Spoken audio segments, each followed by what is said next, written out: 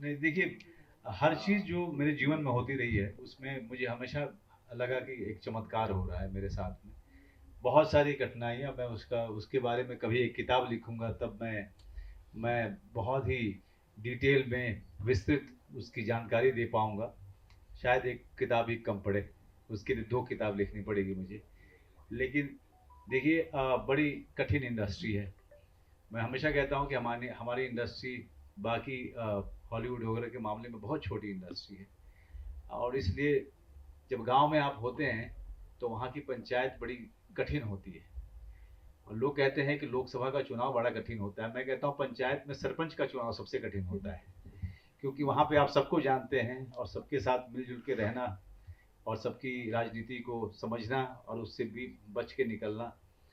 तो इस जर्नी में बहुत सारे कठिनाइयाँ आई, बहुत सारे उतार चढ़ाव देखे। चढ़ाव तो बहुत कम, उतार ज़्यादा देखे। उसमें भगवान पे विश्वास करना, अपने ऊपर विश्वास करना और लगातार सर झुका करके मेहनत करते रहना। मेरे ख्याल से मेरा जो प्रेम रहा है अभिनय को लेकर के और अभिनय की तकनीक को लेकर के, सिर्फ यही काम आया।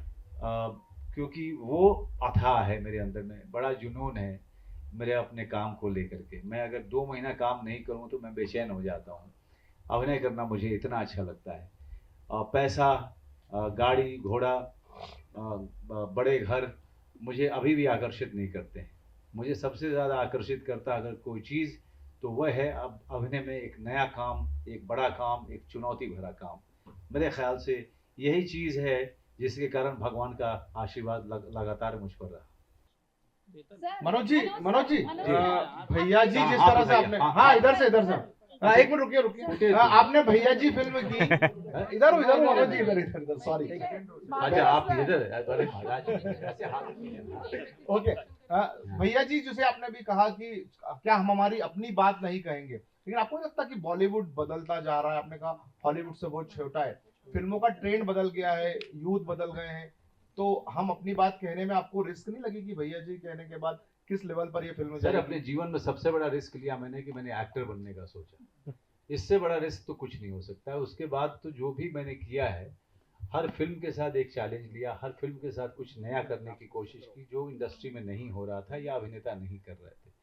अभी भी मैं भैया जी के बाद जो फिल्में आएंगी वो बिल्कुल अलग होंगी, अलग अलग श्रेणी की होंगी, अलग तरीके की फिल्म होंगी।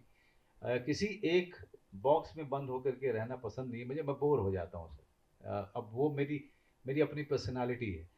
तो एक काम इस तरह का किया, अब जो बाकी जो 2 फिल्में आएंगी इसके बाद में बिल्कुल अलग तरीके की होंगी, अलग टेस्ट की होंगी, उसकी अपनी एक ऑडियंस होगी।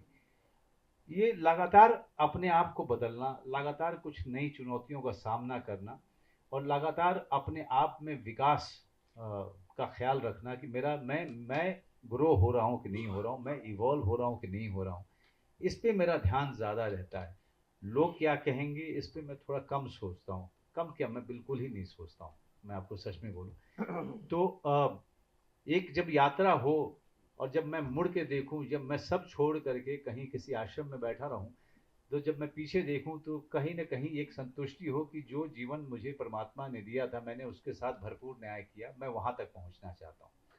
वो लोग क्या कहेंगे या इंडस्ट्री क्या कहेगी या कोई कोई गण क्या कहेंगे, मैं उस पर गया तो मैं जीवन को या अपने अभिनेता के करियर को पूरा इंजॉय नहीं कर पाऊंगा और एक्सप्लोर नहीं कर पाऊंगा।